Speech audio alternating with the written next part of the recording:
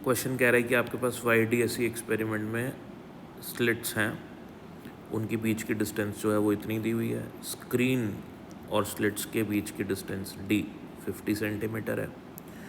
एक स्लिट को आप ट्रांसपेरेंट फिल्म से कवर करते हो जिसकी थिकनेस T है, वो पता करनी है। रिफ्रैक्टिव इंडेक्स उस फिल्म का गिवन है। तो सेंट्रल ब्राइट फ्रिंज शिफ्ट हो जाती है। एक आपको जनरल बात बता देता हूँ कि अगर आप ऊपर वाली स्लिट पे रखोगे तो सेंट्रल ब्राइट फ्रिंज ऊपर जाएगी, नीचे वाली पे रखोगे आप तो नीचे जाएगी। खैर, जो अपन को क्वेश्चन यहाँ पूछ रहा है उसको सॉल्व करने के लिए अपन आगे देखते हैं। तो जैसे इन जर्नल केस, ये हमारा जर्नल केस है, सपोज़ कि हमारा यहाँ पे दो वेव्स इंटरफेयर करते हैं तो उनका पाथ डिफरेंस क्या होता है? उनका पाथ डिफरेंस होता है S2P, ये वाला पाथ नीचे वाली वेव का, S1P ऊपर। तो नीचे वाली वेव कुछ एक्स्ट्रा चलती है इतना, इसको कहते हैं डेल x1 फर्स्ट वाली वेव, मतलब इस केस में, फर्स्ट केस में पाथ डिफरेंस इतना आएगा। कितना होगा वो? dy/d होता है। ये जर्नल रिजल्ट है, dy/d, ठीक है ना, small d small y by capital D।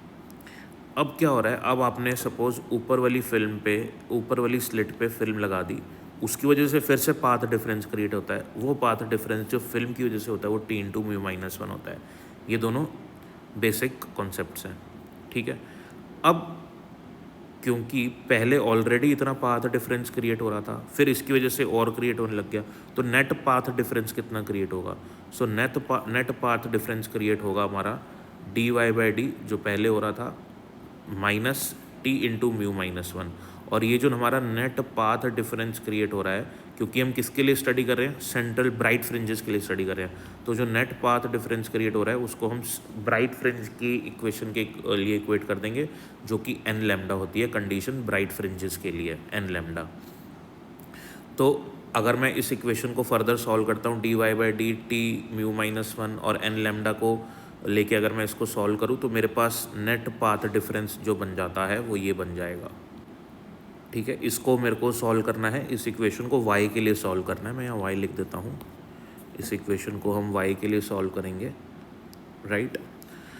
अब जब मैं इस इक्वेशन को y के लिए सॉल्व करता हूँ तो मेरे पास ये इक्वेशन आ जाएगी, y = n lambda d/d μ-1 t d/d। तो y क्या होती है डियर स्टूडेंट्स? y पोजीशन होती है। अब मैं किसकी बात कर रहा हूँ? मैं सेंट्रल ब्राइट फ्रिंज की बात कर रहा हूँ। सेंट्रल ब्राइट फ्रिंज के लिए y क्या होता है? क्योंकि सेंट्रल ब्राइट फ्रिंज तो यहाँ पे बनती है, तो उसके लिए y क्या होता है डियर स्टूडेंट्स? उसके लिए y होता है अपना 0।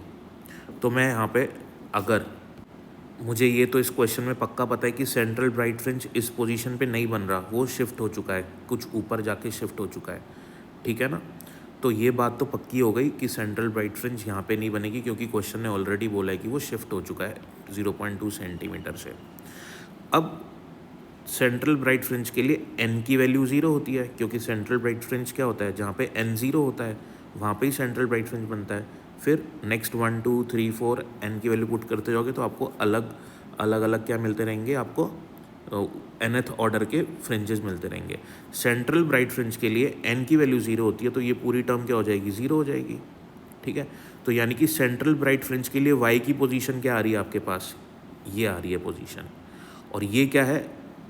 ये तो ऑलरेडी इसको हम कहते हैं शिफ्ट, यानी कि हमारी सेंट्रल ब्राइट फ्रिंज जिसके लिए n की वैल्यू 0 है, उसकी नई पोजीशन, उसकी नई y की पोजीशन है ये, और इसी को हम कहते हैं शिफ्ट, μ-1 t d/d।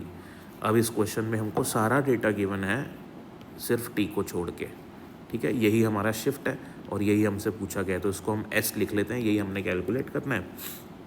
तो s = μ-1 t d/d, सारी वैल्यूज़ पुट करेंगे हम लोग, सॉल्व करके हमारे पास t सेंटीमीटर में आ जाएगा, सेंटीमीटर में कन्वर्ट करके पुट कर लेंगे। So this will be the answer.